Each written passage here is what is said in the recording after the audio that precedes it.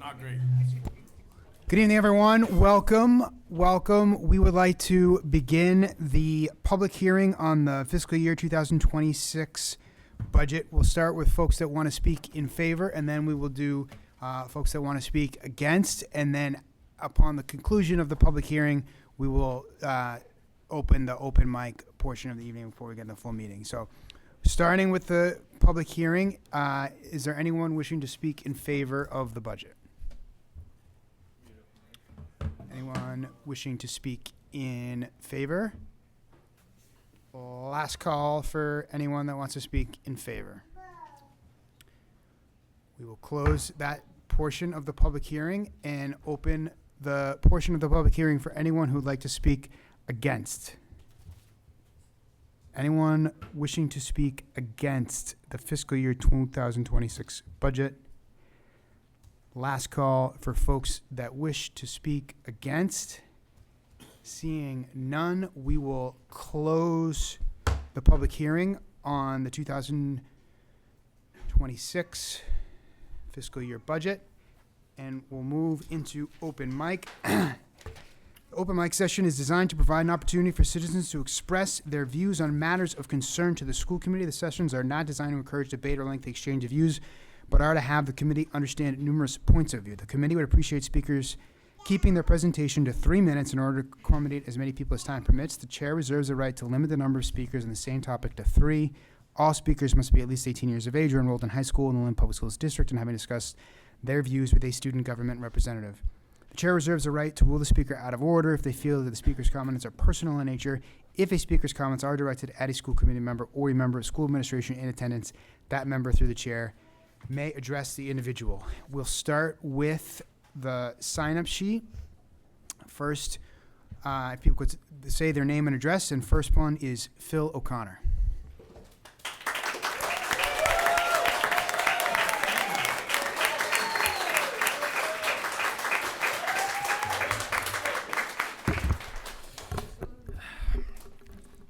So I wish to begin by apologizing. I did not sign up in favor or against, but I'm going to talk a little bit about the budget, so my apologies. Phil O'Connor. I live at 49 Monroe Street, and as of yesterday, I'm the president of the Lynn Teachers Union.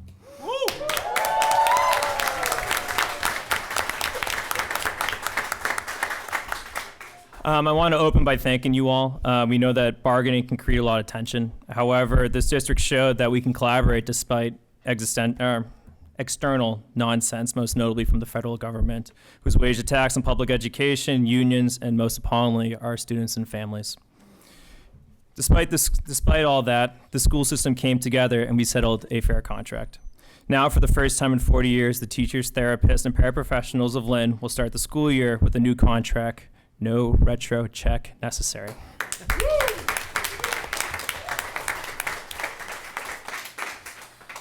And, even in times of celebration, part of our job is to hold each other accountable as union and as management too.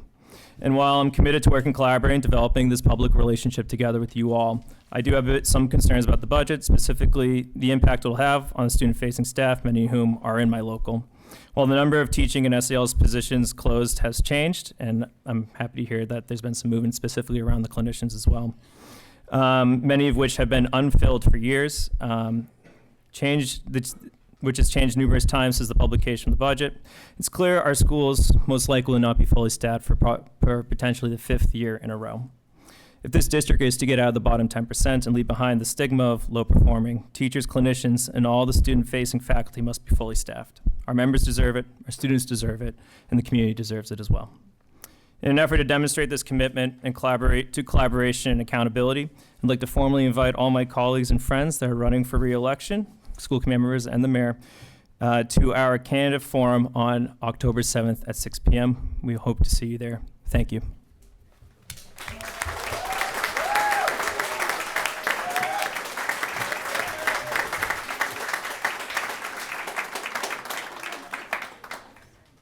Congratulations, Phil, on your first appearance as a president of the Lynn Teachers Union. Next, we have Nicole Doucette.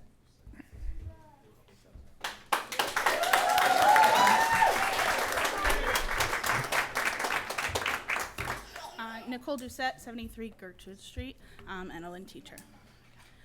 First, I wanted to thank the bargaining team for a tentative agreement on the new teacher's contract. We were able to work more collaboratively than ever and open the door for some very real and very necessary conversations, allowing everyone to understand the why behind our positions on some very tricky topics. As a Lynn teacher, lifelong Lynn resident, and future LPS parent, I wanted to raise some concerns I have with the upcoming budget. While my numbers may be off, my understanding is that upcoming budget opens the possibility for the potential loss of 2 clinicians and 28 teachers. While I do understand that all of these positions were not filled this past school year, I'm concerned with the negative impact this has on our students. With enrollment continually increasing, these cuts would directly lead to more difficult learning space for our students. A number of teachers are already receiving stipends because their classes were over capacity, and by eliminating student-facing positions, this will only make things worse. Within LPS, 78% of the students are of Hispanic Latin heritage, and 43% of its students are ELLs. With 16 of the positions being cut from the ELED department, a department that is in the most need of additional resources, there will be a catastrophic impact on these students. While I understand they were paid with ESSER funds that are no longer available, the loss of our parent monitors will also directly impact these students, as they have been a positive force in our schools.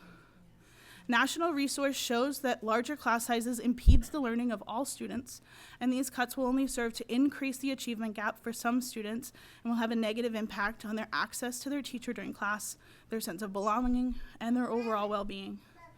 This would be especially true for our MLA students who may be coming in at a disadvantage to begin with. While there has been positive movement since our last budget meeting, there's still decisions that have been made that members don't quite understand. We as members are concerned with the regularity of how the budget issues negatively impact student-facing positions, but do not seem to be impacting other district positions at the same frequency. We urge you to be mindful of all of these factors when making decisions that directly affect the culture and resources provided to your teachers and their students. Thank you.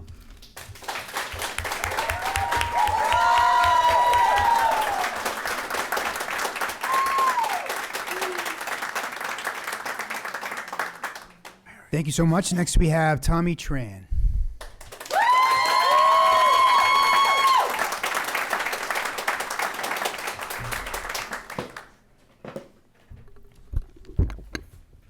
Well, good evening, everybody. My name is Tommy Tran, and I live on 140 Verona Street.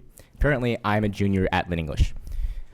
Today, I'm here to represent those that are dedicated towards educational needs in Lynn, students and teachers alike. For me specifically, I'm a youth leader in partnership with Neighbor to Neighbor and its youth team, a group that has an array of students from across the many public schools in Lynn, dedicated to making change in our community.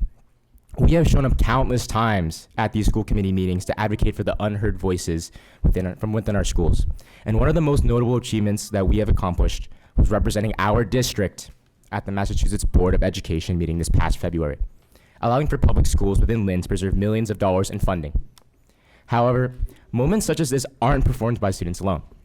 Also here tonight is the LTU, also known as the Lynn Teachers Union.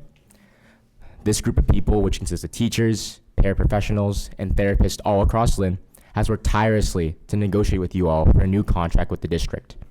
It serves to increase raises for them, allows for paid parental absence, tuition reimbursement, and numerous retirement benefits. And of course, I'm sure you guys know that. We want you to recognize how meaningful it is to be able to work with the school committee, to feel heard on the problems that affect us deeply. Students are often limited by the availability of their opportunities, while teachers can be restricted on their facilitation based on the resources that they are provided. Having this space to directly communicate with you strengthens the city of Lynn to a high degree. However, I do believe that this system isn't entirely perfect either. Many students and teachers have issues that they aren't able to resolve because of their lack of power. The decision makers who affirm certain decisions may be causing more harm than benefit when only thinking with scenarios rather than the opinions of whom they may actually be affecting.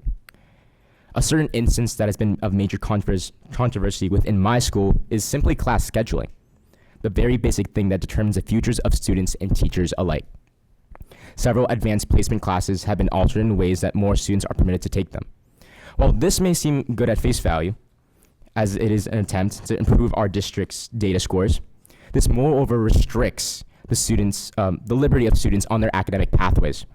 It comes at the cost of stripping the honors level away from those who do not feel prepared to take a rigorous AP course, but do not feel challenged by college prep courses.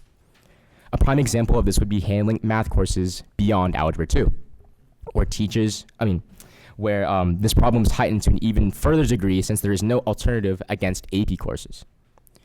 Teachers are affected in this sense where there are several imbalances among their own schedules, as well as having students who may not perform up to standard because they are placed improperly.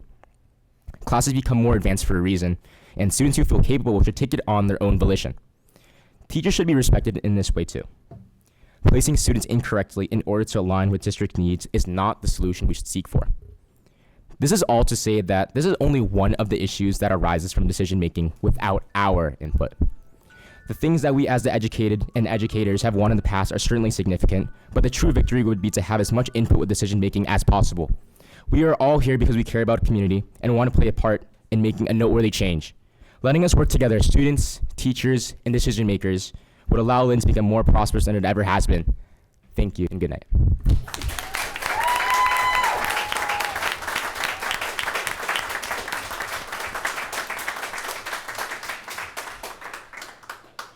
Thank you so much. Next, we have Elena Todd.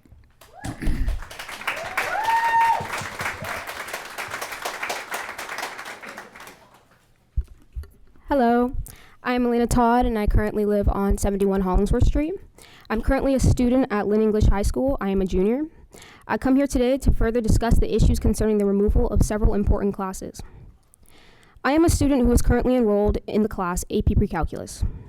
I can say that the class takes a lot of discipline and practice to be great in the subject. I can also say that many of my fellow peers struggle in this class because of the pacing and curriculum. We move through units faster than college prep pre-calculus classes or honors pre-calculus. Honors pre-calculus and college prep pre-calculus are built for students who may want a challenge but nothing greater than honors, or if they don't excel in math and don't want to hurt their grades, they are permitted to take a slower paced class. I interviewed students who are upcoming juniors to understand their opinions on the matter. Almost every single one of these students answered with upsetting concerns and expressed the intimidation of not having an option to back out of an advanced placement class they may not be ready for. Every student who is ready for pre-calculus is not ready for advanced placement. Along with the decision that has been made for our upcoming 2025 to 2026 school season, Honors English 10 has been completely removed and instead replaced with another advanced placement class. This class is AP Seminar, which is an English research-based class.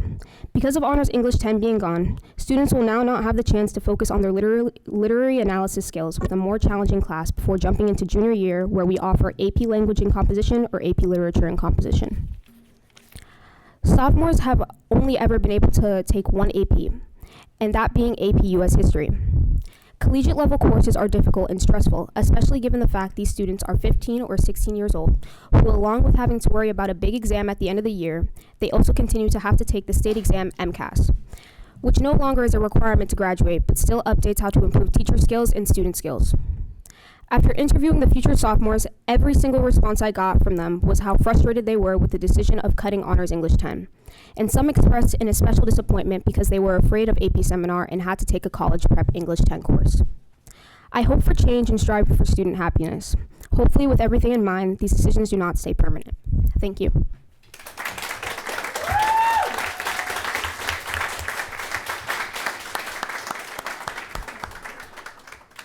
Thank you so much. Next, we have Mohammed Jahan.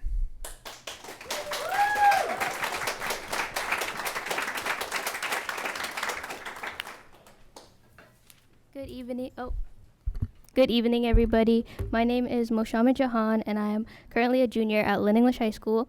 I'm here again with Neighbor to Neighbor once more as a youth team leader this time, and wanted to share my appreciation with you all about how the increase in funding towards student activities will be positively impacted towards all students in the district. Although I may not be able to speak up for every single individual student, I wanted to come up here today and represent the extracurriculars and groups that I am a part of that can be impacted as well. To highlight Neighbor to Neighbor's mission during this time, I'd like to share how being able to gain this budget directed towards extracurricular funding impacts me personally. For me, what that looks like would be actually being able to participate in the Science Olympiad, in addition to participating in North Shore Science League competitions. What that also looks like for me would be being able to promote inclusivity as a part of being a part of the inclusivity panel. It also looks like not coming back from a math team competition, knowing that we didn't have enough money to not knowing that we didn't have enough money to purchase the right resources required for prepping for competitions. For me, the list would go on as someone who is heavily involved in my school community. I'd also like to highlight another major win up here today. I wanted to shout out the Lynn Teachers Union for being able to negotiate an outstanding 30% increase in stipends for teacher club advisors. Although the hope was for more, it is certainly an amazing accomplishment. So I wanted to congratulate both the Lynn Teachers Union and for Neighbor to Neighbor's efforts in solidarity with the Lynn Teachers Union. We see you, we hear you, and we are here for you and us students. Thank you.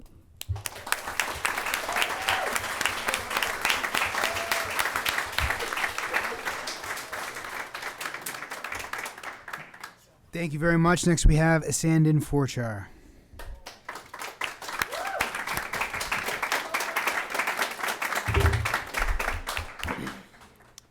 Good evening. My name is Asandam Forchap, a recent alumnus of Lynn English High School and a youth organizer for Neighbor to Neighbor. And over the past few months, a few members of the youth team, and especially the one sitting behind me, and myself have stepped forward to this very stage bi-weekly to advocate for our schools. While it took a lot of hard work, consistency, agreements, and brutal disagreements, the culmination of our work regarding extracurriculars has led up to this very moment. If the budget for the sums of $10,000 for Lynn English High School and Lynn Classical High School and $5,000 for Lynn Tech is passed, we can celebrate this day as a small step forward in the right direction. It could be a movement towards change. This change will be advantageous not only for our schools, but for every staff member, every teacher, and especially every student. If you remember during my first speech, I asked all of you to picture yourselves as a student at any Lynn school whose dreams turned desolate because there was not enough funding for that student to feel engaged, excited, or passionate. This decision today could turn that dull scenario into one of hope and dreams. If the funding is not approved, it would be an unfortunate tragedy for the Lynn schools and one that would leave them stuck in a perpetual system of discontent. Either way, one thing here is for sure. No matter what, our work here is not done. No matter how sick you are of seeing the faces sitting behind me, you're quite frankly gonna have to deal with it because our fight is not done until every single student has a fair chance at success. We won't stop until our failing educational system is fundamentally uprooted and changed into one of dreams, hopes, excitement, and especially passion. We won't stop until every teacher sitting here today and every teacher that could not make it is given the proper accommodations and given their accolades. So please stand with us. We have been open, taken criticism, negotiated, and done everything in our reasonable power to create this change. And we do not plan on accepting defeat, and we do not plan on letting our efforts go to waste. Thank you.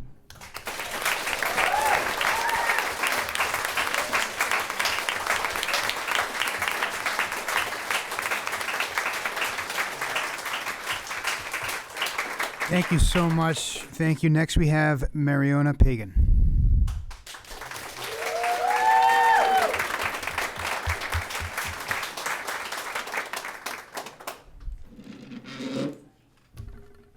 Good evening, everyone.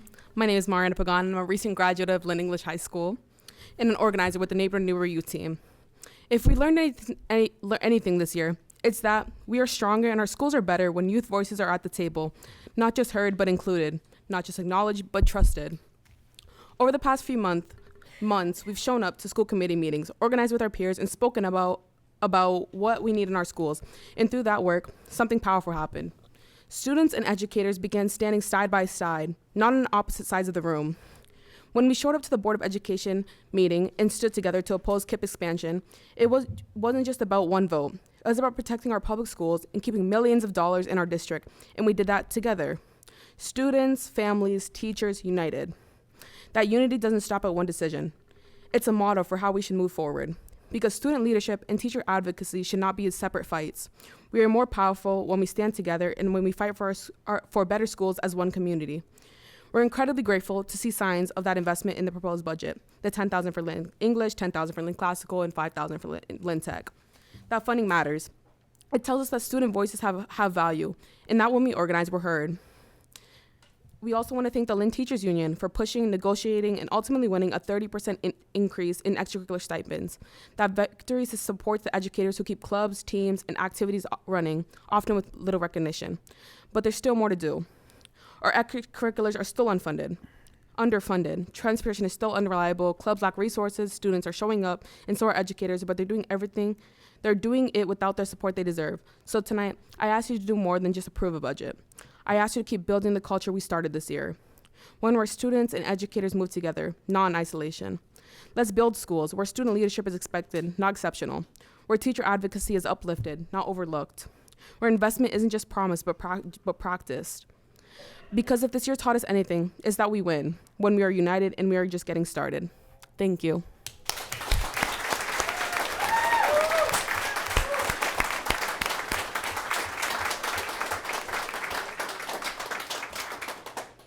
Thank you so much. That's the end of the sign-ups. Is there anyone else wishing to speak at open mic?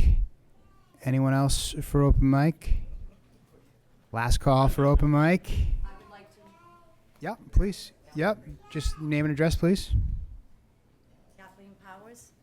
My address is 11 Sanderson Ave. I wasn't prepared to talk, so I'm going to try to be brief because I know you have work to do. I just want to say we can talk about scores and budgets and everything. I'm sorry, when I get upset about my kids, I get like this. We are a whole unit. It's not just the teachers, it's not just the clinicians, it's not just the supervisors. When I come to Marshall every day, our kids are at such a heightened, state of anxiety because of everything that's going on with ICE. And as Ms. Doucette said, I think her name was Doucette, said about, the large Hispanic population. I go to school every day. Before I can teach anything, I have to get my kids settled and happy and feel safe. If we make these cuts in this budget, I don't know what's going to happen to our kids, especially the clinical supervisor at my school. She has a new team almost every year. People come and go. She has been a very consistent presence, Miss Cody, and I can't imagine. And also the hall monitors. When we are overwhelmed with all the state of anxiety that the children are in, the hall monitors step in and they calm them when nobody else can and the clinicians are too busy. So I really want you to consider that when you consider this budget. This kids, it's critical that they feel safe, and if we make cuts, they won't feel safe. We can't do everything. We need a whole unit to do it. All right, that's all I really wanted to say. All right. Thank you.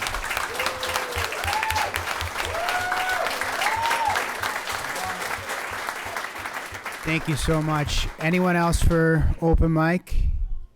Anyone else for open mic? Last call for open mic. Yep. Name and address.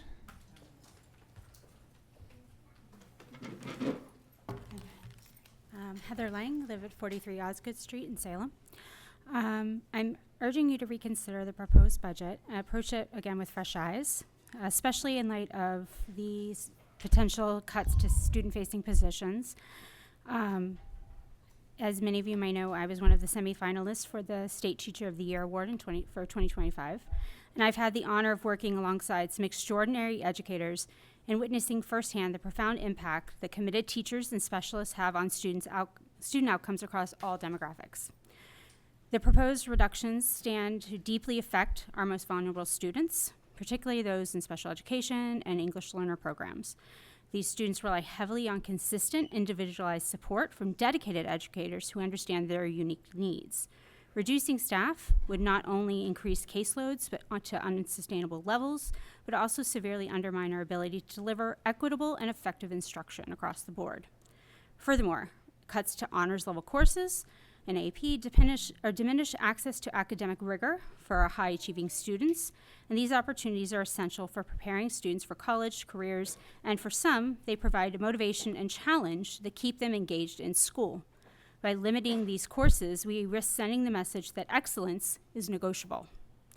Every line in the budget represents more than just a number.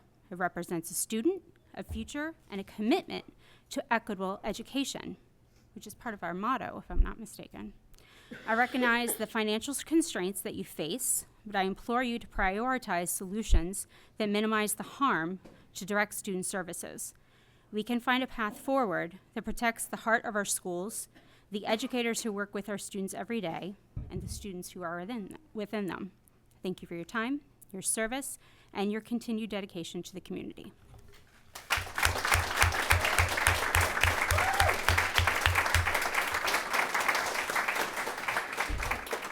Thank you so much. Anyone else for open mic?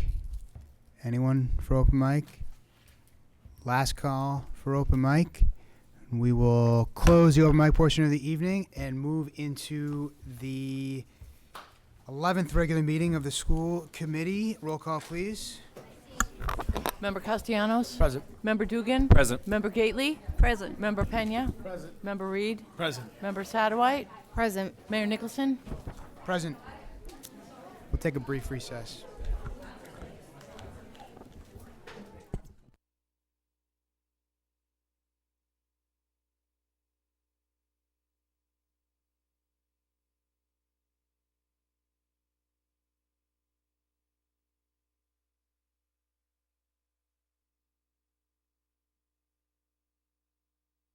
Regular session. So moved. Second. Roll call, please. Member Castellanos? Yes. Member Dugan? Yes. Member Gately? Yes. Member Pena? Yes. Member Reed? Yes. Member Sadowite? Yes. Mayor Nicholson? Yes. Since we amended the agenda, the next item is a ratification of votes taken in executive session. And we did take a vote in executive session. And Member Pena, would you like to make a motion to take that vote out here?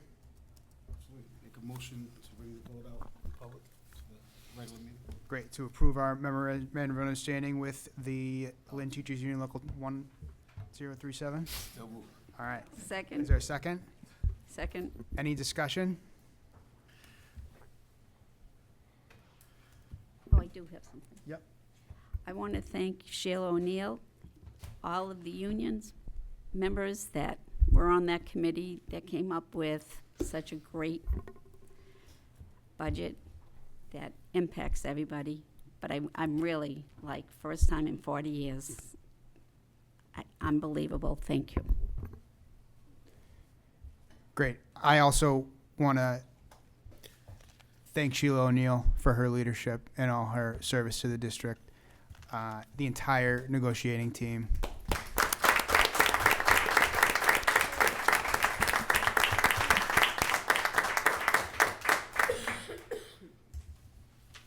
The way all the committees and subcommittees dove into really substantive issues that are hard and complicated, but did it in good faith is really the best of collective bargaining to get to results that we can feel good about. It doesn't make our issues go away, but it shows that they're all of our issues that we're working on together. And it's just a moment of real pride, I think, and excitement for this district to be able to take this vote. Roll call, please. Member Castellanos? Yes. Member Dugan? Abstain. Member Gately? Yes. Member Pena? Yes. Member Reed? Abstain. Member Sadowite? Yes. Mayor Nicholson? Yes.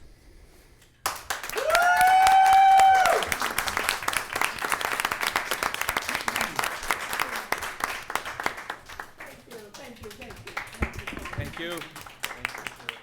I'm going to sign here while we're in open session.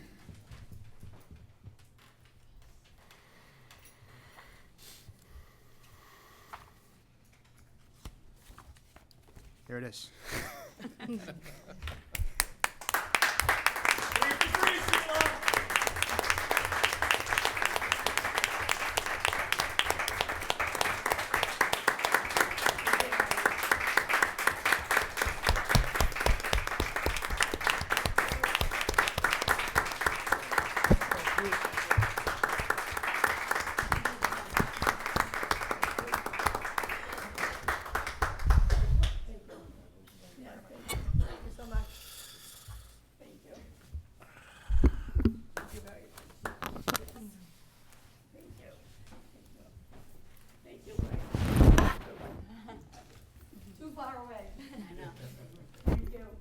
Thank you, Sheila.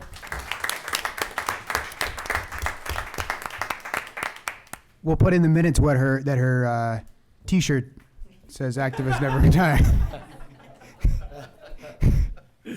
Congratulations, and congratulations again to the whole team, Dr. Alvarez, Mr. McHugh, Attorney Greenspan, all the administrators, Daniel from my office, and again, Member Pena, the chair of the subcommittee. So excited to move forward on that, so thank you. All right, next is the minutes. Is there a motion? Make a motion to accept the minutes, Committee of the Whole meeting on May 29, 2025, Committee's Curriculum Subcommittee meeting on May 29, 2025, and the 10th regular meeting on May 29, 2025. Second. All in favor? Aye. Opposed? Ayes have it. Next, we have donations. Recommendation. The recommendation is to accept Lynn Classical High School 90s Fund to Classical High Principal Scholarship in the amount of $2,000, and Drew Bennett and Dale Bennett Tech Alumni and Tech Automotive IT and Athletics in the amount of $25,000. Second. So moved. Second. All in favor? Aye. Opposed? Ayes have it. Next, we have the ratification of the school business administrator's contract. You may recall that this was a vote that we had taken in executive session that we wanted to finalize before we ratified in regular session. And it's a 3-year extension for the school business administrator, Mr. McHugh, with raises that track the whatever any COLAs that the administrative association would receive. Is that right? Attorney Greenspan? Correct, yes. Okay. So is there a Can I- motion? Yeah, I'll make a motion to ratify the school business administrator's contract. Second. Roll call, please. Member Castellanos? Yes. Member Dugan? Yes. Member Gately? No. Member Pena? Yes. Member Reed? Yes. Member Satterwhite? Yes. Mayor Nicholson? Yes.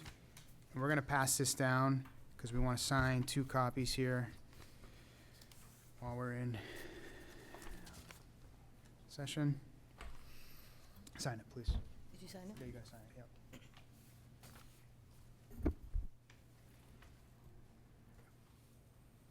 Yeah, everybody signs it.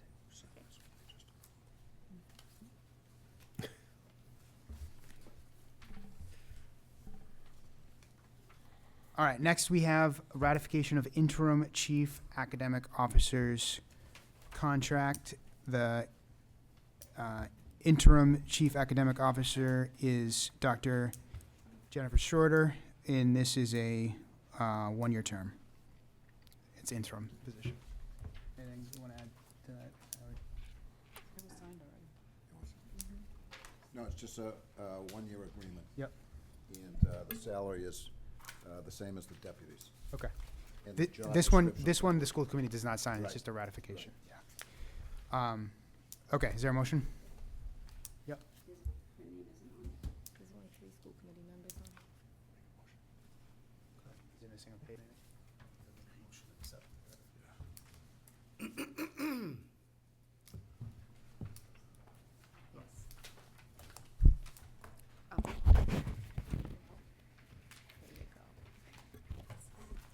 Make a motion to accept the ratification of the contract for interim chief academic officer, Jennifer Shore. Great. Is there a second? Second. Second? Second. Any discussion? Yep. Can we discuss the context behind this? This is a contract that was approved in executive session that Right. we're now ratifying. But yeah, the context, in terms of like why this is happening. Yeah. Yeah, I yeah. think it's important. Can you share, please? Sure, we absolutely thank you for that, Member Reed. We so Dr. Shorter was the executive director of data assessment and accountability, and in looking at closing some of the non-union administrative positions, the executive director of DAT was one of those positions, and so Dr. Shorter agreed to take on a number of responsibilities, including data assessment and accountability, innovation, and some professional development for diversity, equity, and inclusion, so that all of those things lived under academics instead of being siloed. And that would also bring us to eliminate one full non-union position. Originally, I had proposed doing a deputy instead. And so this would allow a deputy to continue to do student and school principal facing support. Can I just say something on that? Yeah, so just to basically sum up what she said, but just to be clear, because I think a lot of people look at this and think that we're just giving a raise for the sake of giving a raise, which is fine, but we're actually saving a lot of money because we're merging two positions together. So I think it was, that was ultimately why I made the decision I made, is I think it's saving the district a lot of money, especially at a time when we were trying to find money for this budget. So I think it makes a lot of sense. And also I want to note that it was within Dr. Alvarez's purview to appoint Dr. Shorter as Chief Academic Officer, but I believe that she still has to go through the process of any new employee once her interim period is up. So. Correct. The position will be posted, and if she, after 1 year, still would like to take on or assume the responsibilities, or I guess at that point we would decide if those things would be split, academics and data, again, resuming the other position. I think that's to be determined for school year 27. Do we know how much this saves exactly? I can't remember off the top of my head, but it's... I think Mr. McHugh could probably tell us in terms of the actual position and what the cost savings is. But I do know that with the 3 executive directors, it's a little bit over $500,000. It's all right. We don't have to do this now, but... Okay. Any other discussion? Any other discussion? Yeah, just on the other side of the coin, to express my opposition to this was just kind of the way it was presented. We didn't have Dr. Shorter's resume at the time of that executive session. So just kind of a little other side of the coin there. So. Great. Yep, Member Castellanos. Yeah, similar to Member Dugan, I felt the same way. I want to maybe see a little bit more of a due process. Sorry, I saw the button. No. So it was for me. I just thought the same thing. But I know Dr. Alvarez exercised the interim route, saved. It was a good strategy, and ultimately that's what was the outcome in executive session. So.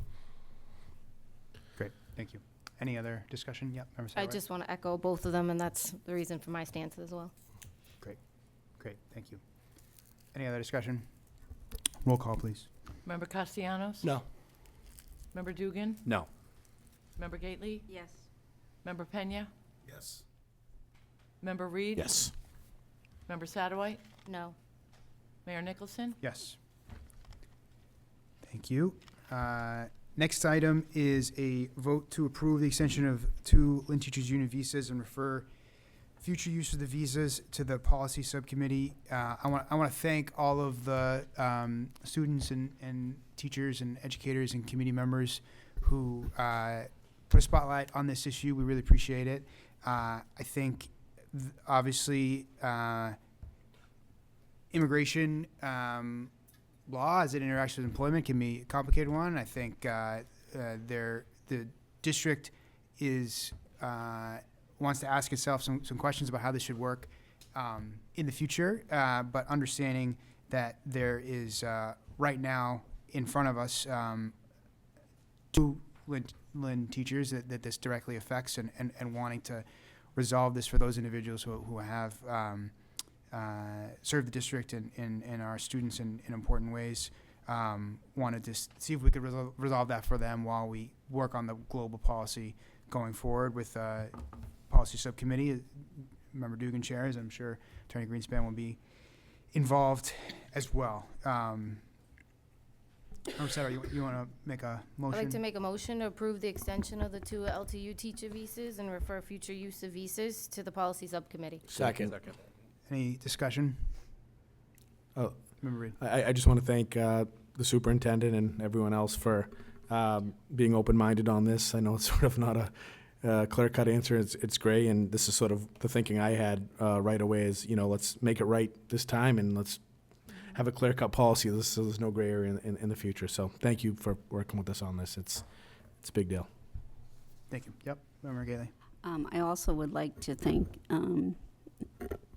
Superintendent Alvarez, but I also would like to thank Member Satterwhite for all her effort in looking into different things so that we came up with that idea, and you did an excellent job at getting it through, and all that staff and students over there at Classical are grateful. Thank you so much for your due diligence on this issue. Great. Member Dugan. Yeah. And I just want to thank the staff at Classical that came out in support of this. I think that particular night, I think it was Gabe from Neighbor to Neighbor said this is how a democracy should look and work. So I think we are making the right move by putting this on the agenda, and I'm excited that we got here. So thank you. Great. Roll call, please. Member Castellanos? Yes. Member Dugan? Yes. Member Gately? Yes. Member Pena? Yes. Member Reed? Yes. Member Satterwhite? Yes. Mayor Nicholson? Yes. Next, we have the budget. So this is a culmination of a process that's played out over the last several months. We had the administration present it a couple meetings ago, the proposed budget. That had lots of great questions and suggestions from the school committee as well as the general public over the last several weeks, and had the public hearing this evening. I think a lot of the questions were probably and opinions were probably shared prior to the public hearing, hence the lack of participants who signed up. But nonetheless, this is an incredibly important process that the district goes through every year, and particularly challenging. This year, with a lot happening, I am really grateful to everyone who has committed the work and the interest in improving the district and shared their feedback. I think as a result of that feedback, the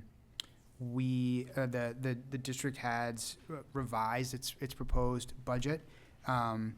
So I want to give Dr. Alvarez and Mr. McHugh or whoever from the administration wants to sort of share an update on that. And then what I plan to do is ask for a motion to approve that we can then get on the table and then, take it from there. So, Dr. Alvarez. Sure. Thank you. So we worked through the administrative positions that we could then convert into funds to hire back 7 clinicians, which are back in this revised and proposed budget. Mr. McHugh, could you go over just the positions that we modified, please? Sure. In this last round, we had an open position that at the new CASA program was a counselor. And at the MLE, we are eliminating an assistant director. The early childhood program, we will be closing a program specialist. At the curriculum department, we are closing an assistant director for world languages. We are going to remove 1 TBD from the superintendent's page. And we have the coordinator of private partnerships resign a few weeks back. And that person was only part-time, and they were originally hired before we even started the Innovation and Grants Department. They were the first person, so that we're not going to fill that job because the Innovation and Grants will be taking over that work. So that saved us $624,133, which we're going to put back 7 clinicians, which is $612,836. And there was a balance left, available balance of $11,297, and I moved that to the substitute account at this time because substitutes is always one of those things that we have to deal with. So we're able to put back 7 of the clinicians, and the rationale was that the cost of a clinician is cost-effective compared to the supervisor positions, which are a very large amount of money. the average cost of one of the supervisors, $119,000 compared to a clinician that averages at $87,000 and change. So we wanted to get the most staff we could put back, so we felt that this was the best option to move forward with. Any questions on that? Yep, Member Gailey. I just have a quick question about the supervisor, clinical supervisor. Teachers, back in the day when we were cut, we lost our jobs. And upper administrators, maybe department heads, might have to go back into the classroom as a teacher.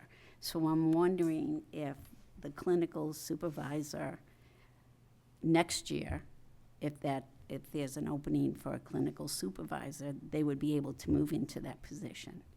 Yeah, absolutely. They could potentially, if there are openings at the end of this year or sometime in the summer, if those positions post open, any of those staff members that do not have the administrative position could reapply if it's open. And they have like a seniority list? They do have a seniority list. So we could, okay, We can that's what I yes, wanted we to could work with LSAA through that seniority list. The clinicians have been identified, the supervisors have been identified through dates of seniority, yes. Okay, thank you. Member Reed. Clarification question. For the people being cut at downtown roles, assistant directors, et cetera, when does their contract actually end? Would it be effective as of today or as of the new fiscal year? What exactly, when would they be cut? Once the budget's approved, it would be effective at that point. Thank you. Great. There's another sort of clarifying question. I think it'd be helpful for someone to make a motion to. Can I just clarify, Kevin, I think what Member Reed is asking, right, we budgeted through June 30th for those positions. Yes. Right, so it would be effective that it will not open July 1. That's what I'm, yes, Okay. you're correct. Okay. Thank you for the clarification. June 30th, right. Yes. Okay. So I'd like, go ahead. Yeah, make a motion to accept the budget. Okay. Fiscal year 26. Is there a second? Second. Second. Any discussion? Member Reed, the member Castellanos. Yeah, I just wanted some big picture comments. I mean, I think for a lot of us, it's been a grueling process. I think it's the first thing you think about when you wake up and the last thing you think about when you go to bed for the last, even before it came out, last few months. This is certainly not a perfect budget, and if it was up to me entirely, I think it would look a lot different. I think there's a lot of things I still disagree with. I think we're still cutting too many people, especially in areas of high need, and I think some of these moves will lead to higher class sizes, and negate some of the sort of smaller class sizes at some of the new facilities. And I also think we're making investments with, I don't think the backup plans are always great. But, having said that, I think there's obviously a lot of pros that are so hard to ignore. Obviously, the teacher contract, the historical teacher contract is a huge bright spot. The increase in extracurriculars as well as the line item for extracurriculars is something that was very important to me and that I think is going to be a game changer. And also the reduction in administration downtown, that's been something I've been trying to work on since the day I got on this committee. And thank you for everyone for working with us on that. I think it's huge. And even after the budget came out, I think, all the activity around department heads, while, situation isn't settled and it's certainly not ideal. I think we made a lot of progress. And then with clinicians, I think if these moves weren't made, things would look a lot different. But Member Castellanos has really led the charge to try to, bring a lot of these people back, and they are coming back, and a lot of other members have supported that. So I think, I think there's a lot of pros and a lot of cons, and it's just been a tough process for all of us. And thank you everyone for working together, and just want to, give my big picture thoughts on this whole thing. So, thank you, Member Castellanos.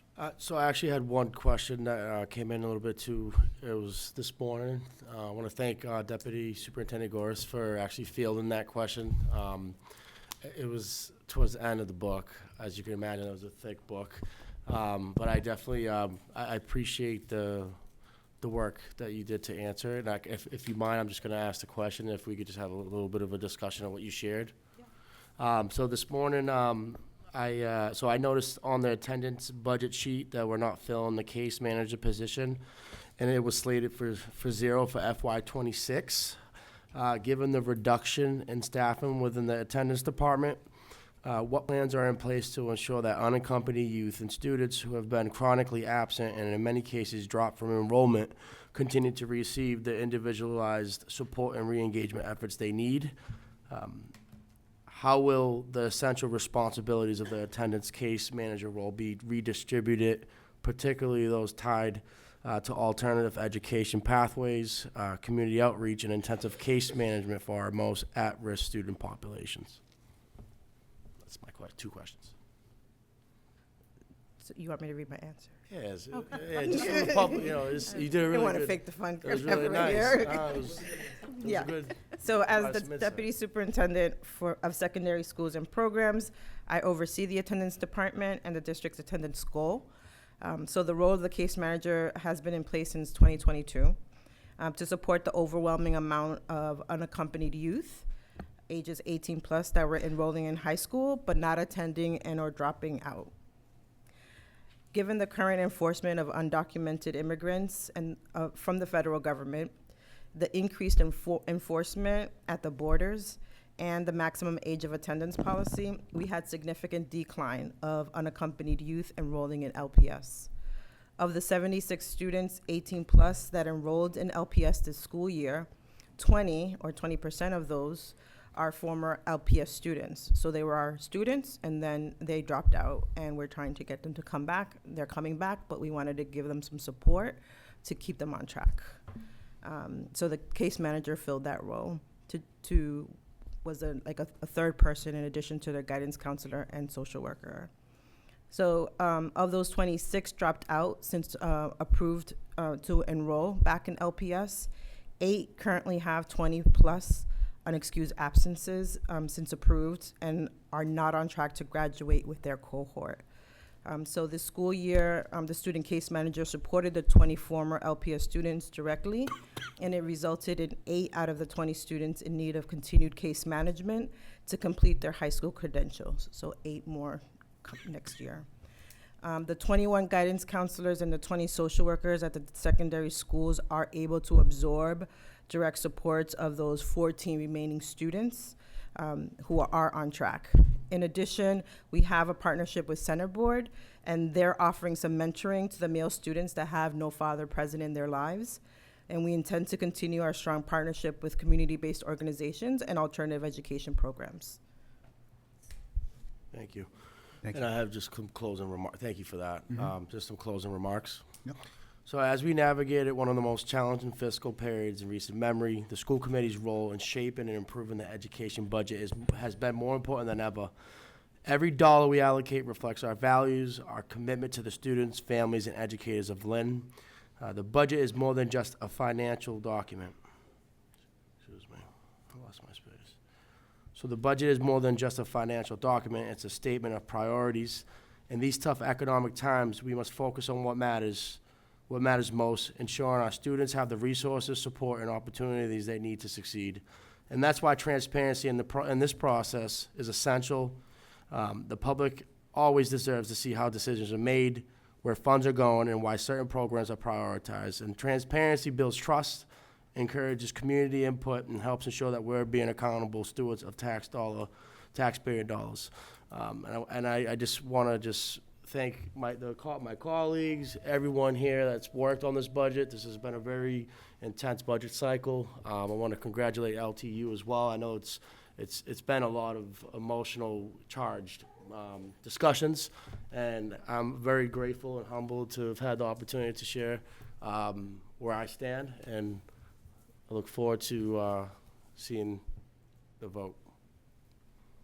Thank you. Member Dugan. That's a hard act to follow, as always, when you're following Brian. So thank you for those statements, Brian. Sort of big picture, similar memo read. There's so many good things in this budget, and it's hard to ignore them.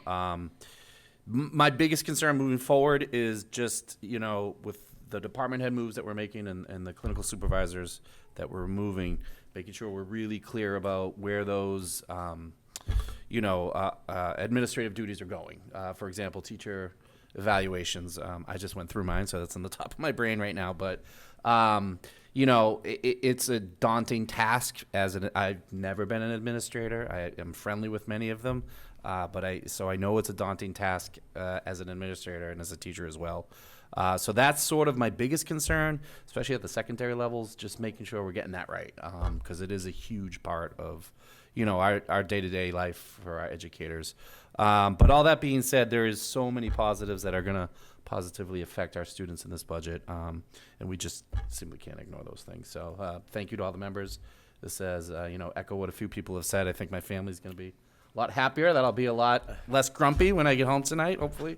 But it is, we're affecting people's lives. So it is, you wake up in the morning and it's in the top of your brain, and I go to work and it distracts me. But as soon as I get in my car out of work, it's what I'm thinking about again, and taking phone calls on it. So it's been a lot of work. So thank you to all of you that have put in the time to get this right, hopefully.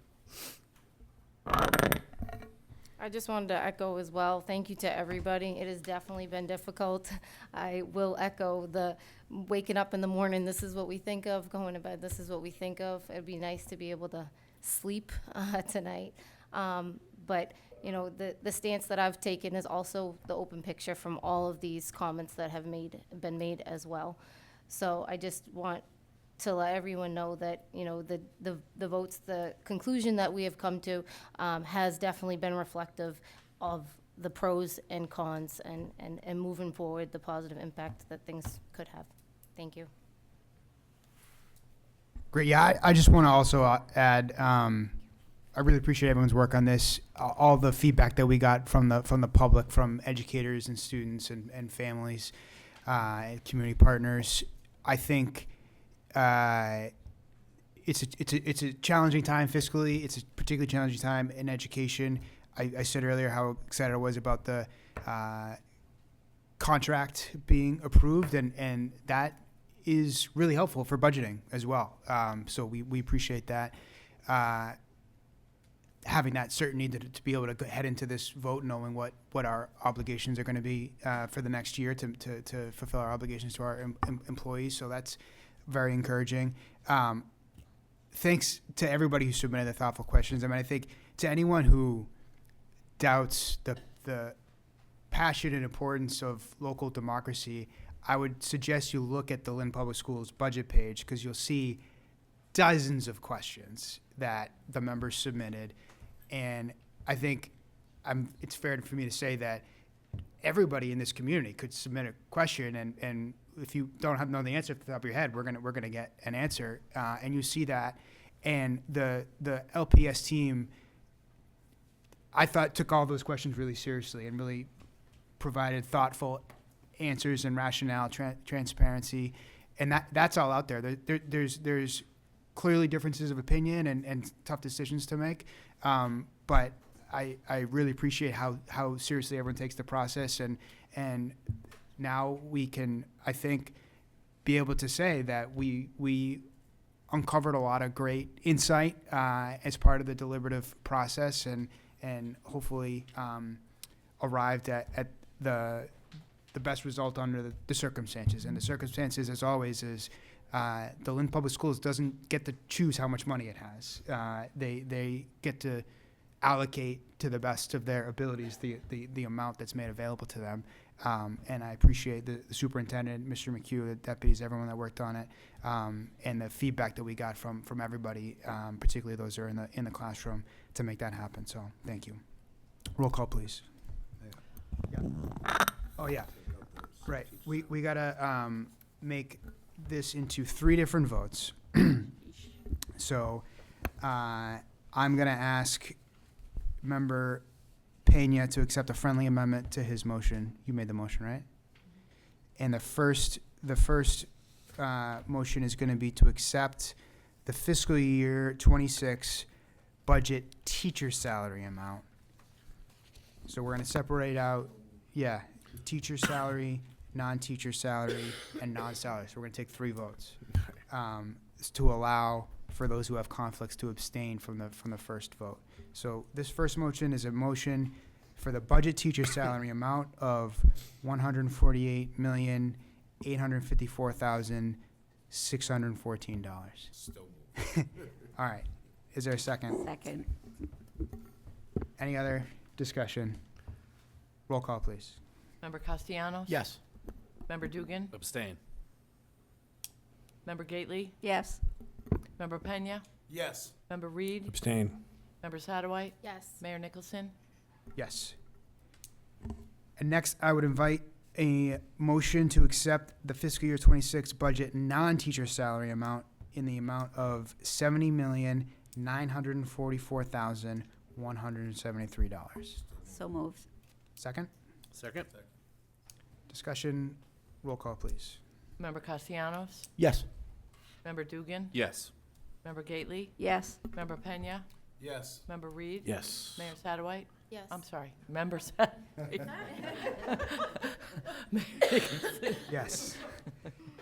And then finally, a motion to accept the fiscal year 26 budget in the non-salary amount of $49,701,213. Still moved.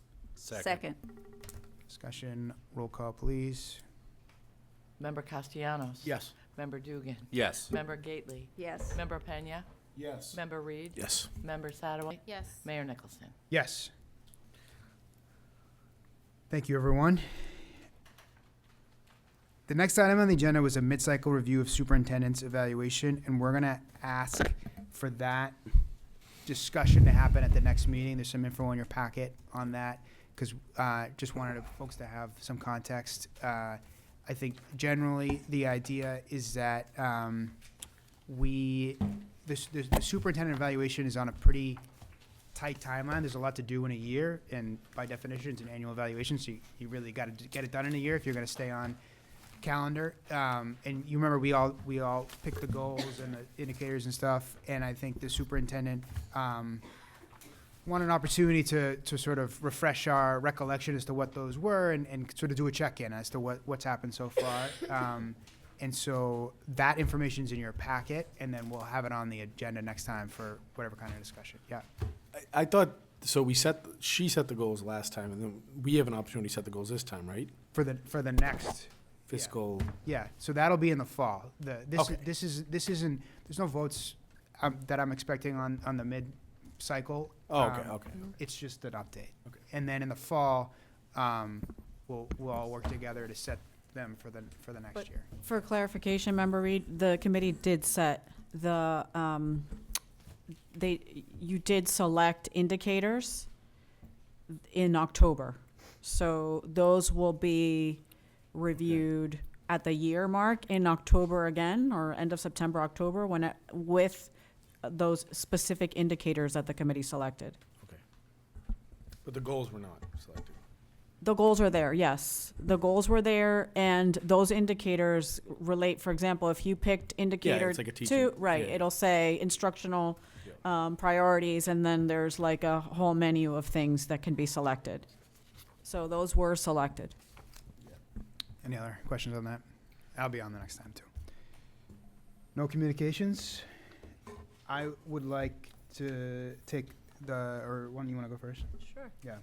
I just want to take a moment, first to thank everyone throughout this very difficult budget process, to the committee members, to our parents, teachers, students that came and spoke, and also not just here in public, but also took the time to email and to communicate in other ways through our student cabinets, and through the process that of communication, ongoing and open communication. I want to take a moment to just thank and make sure that everyone is aware. Deputy Marisol Goris came to our district 2 years ago, and she was an addition that we did not know we needed.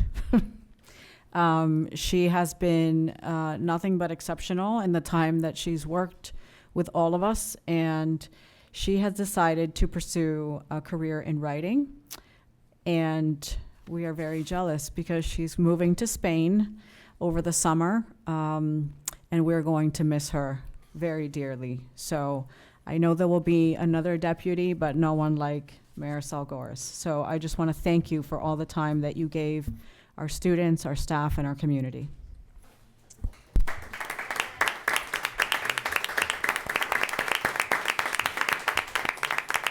I want to add to that because when Dr. Alvarez just mentioned that Deputy Goris has been with us for 2 years, that seems wrong because it feels like you've been here for much longer because you've had that amount of impact and built those relationships in many corners of the city, and that level of interest in the community you serve and ability to forward those connections while providing that educational leadership that you do is a really special combination, and we greatly appreciate you sharing it with us. So, good luck.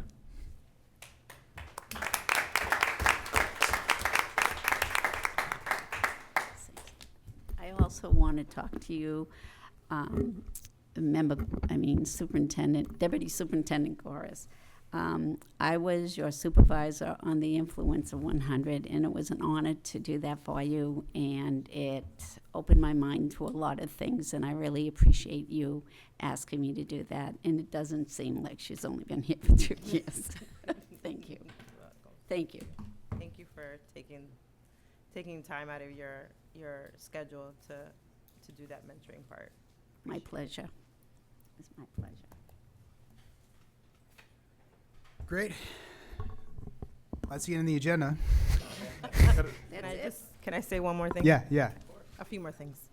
I just want to thank everyone, the school committee members, the students, the teachers, the principals, my deputy colleagues, and Dr. Alvarez for giving me this opportunity and joy of being able to serve in a community that is similar to how I grew up and allowed me to fulfill my dream of being at the table representing the story that I lived and being able to share that journey with decision makers at the table. I made strong connections here in Lynn because I believe we've all have a journey that we've gone on, and every single person around this table seems to always root for the underdog. And that's what I love about Lynn. You guys are all fighters. You stand up for what's right, and you will not let anything stop you or get in your way. So it's that kind of leadership and that kind of passion that's important for the future of the city. And I encourage you to continue on with that passion. I am honored that I have the opportunity in my life to choose my next journey and be able to take a leap of faith. And I hope that I can write stories that the future Lynn students will read in the future in their classrooms. Thank you for letting me lead here. Appreciate it. Can we have a retreat in Spain? Barcelona. Absolutely not. Is that a violation of something?